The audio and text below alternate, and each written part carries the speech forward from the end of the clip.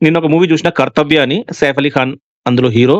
So, open చేద్దాం అనుకున్నా. నచ్చకపోతే తీసి పడేద్దాం అనుకున్నా. ఎందుకంటే ఈ మధ్య ఏ మూవీ మంచిగా వస్తలేదు. So, because I like Saif Ali Khan's screen presence open చేసిన. చాలా మంది బాలేదని చెప్పిండ్రు. సో, అయినా ఓపెన్ చేసిన. నాకు ఇంట్రెస్టింగ్ అనిపించింది. సడెన్‌గా ఒక పాయింట్‌లో ఇట్ బికమ్స్ వెరీ ఇంట్రెస్టింగ్. అందులోకి తీసుకెళ్తది మిమ్మల్ని. నెక్స్ట్ నెక్స్ట్ ఏం కాబోతుంది అని అర్థమైతా ఉంటది. కొన్ని ప్లేసెస్‌లో అర్థం కాదు. సో, మంచిగా గ్రిప్పింగ్‌గా ఉంది. అండ్ పర్ఫార్మెన్సెస్ చాలా బాగుంది. స్క్రీన్ ప్లే చాలా good. Screenplay is good. Conflicts చాలా బాగున్నాయి. Drama is very good.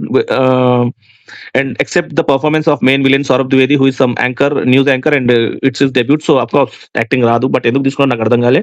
But this movie talks about caste conflict, how the blind faith is used to attack their own people.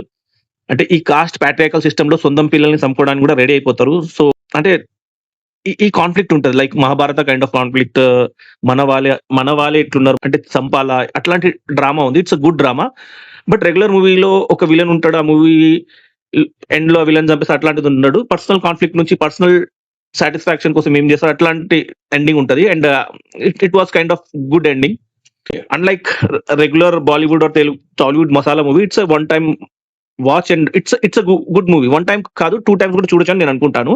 అంటే అప్పట్లో ఒక movie వచ్చిండే China town అని 1974లో. చాలా Oscars win అయింది. ఆ టెంప్లెట్ పై నడుస్తూ ఉంటది. అదే మనోరమ 6 ఫీట్ అండర్ అని 2008లో అభయ్ డెఓల్ మూవీ వస్తుంది.